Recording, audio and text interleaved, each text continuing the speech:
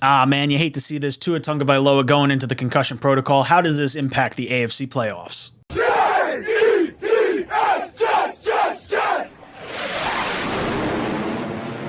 Welcome to Jets Talk. My name's Ryan. I'll be your pilot. If you're new here, hit that subscribe button. If you've been here before, welcome back. I love having you here. Boys and girls, we are talking a little Tua Tagovailoa, quarterback of the Miami Dolphins. He is back in the concussion protocol. Not good after what many people think was this hit late in the second quarter of their previous game. Now, it is a little alarming because when you look at the stats, now there's a little bit more context to be had with this, but at that 240 mark in the second quarter, prior to the concussion, 9 for 12, 229 yards, 19 yards per attempt, 2 touchdowns. After the concussion, 7 of 13, 81 yards, 6.2 yards per attempt, 0 touchdowns, 3 interceptions. Obviously, he had the 3 interceptions in the fourth quarter, really plummeting any shot that the Dolphins had. This is not a good look for the Miami Dolphins.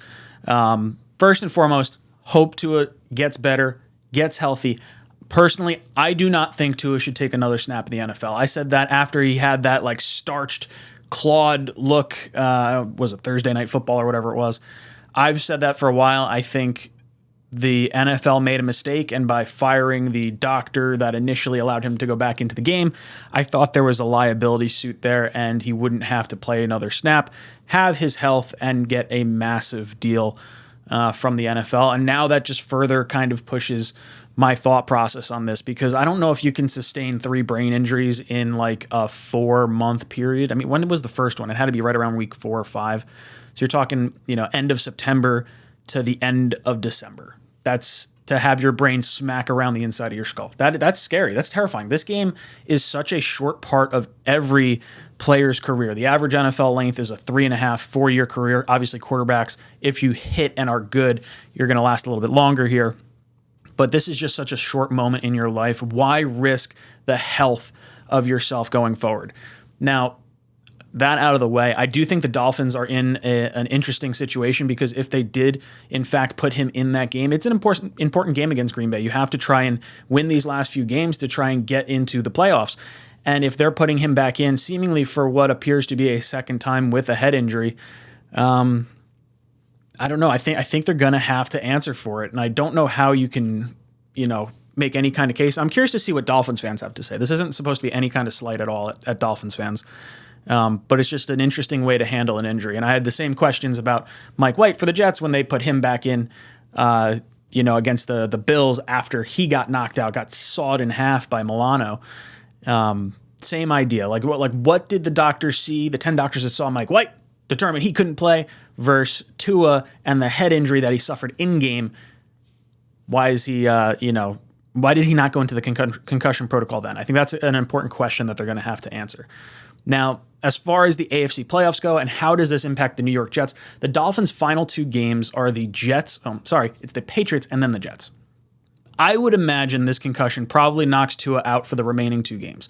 If they get into the playoffs, maybe there's a shot he comes back, but I really think this is probably done for the season. So, with Teddy Bridgewater coming in for the Miami Dolphins, he's going to have to try and lead a win against the Patriots, because we need the Patriots to lose 1 game of these next 2. They do play the Dolphins and they play the Bills, so the 2 division matchups for them. We have an opportunity to now face a backup again for the Miami Dolphins. So that this helps us on our path along, but it does cause a little bit of concern, because I would really like Teddy Bridgewater to try and beat the Patriots. I don't want a situation where Buffalo is going into the final game of the season and they just feel like they can kick their feet up, because they might feel, oh man, if we win this game, we may have to play the Jets a 3rd time.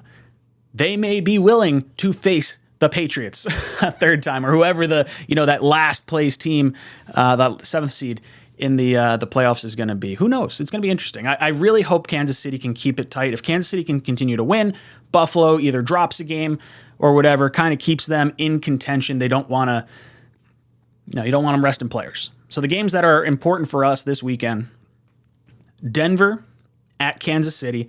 We want Kansas City to win that game. And then Buffalo at Cincinnati. We want Cincinnati to win that game, so Buffalo feels like they need to win Week 18 against the Patriots. So this is an interesting scenario for for the AFC in general and Tua and the Miami Dolphins. I mean, Tua looks like he's on the up and up. He looks like he could be one of the top 5 quarterbacks, potential. I think he's knocking on the door of top 5 in the league. I think, 5 to 10 probably.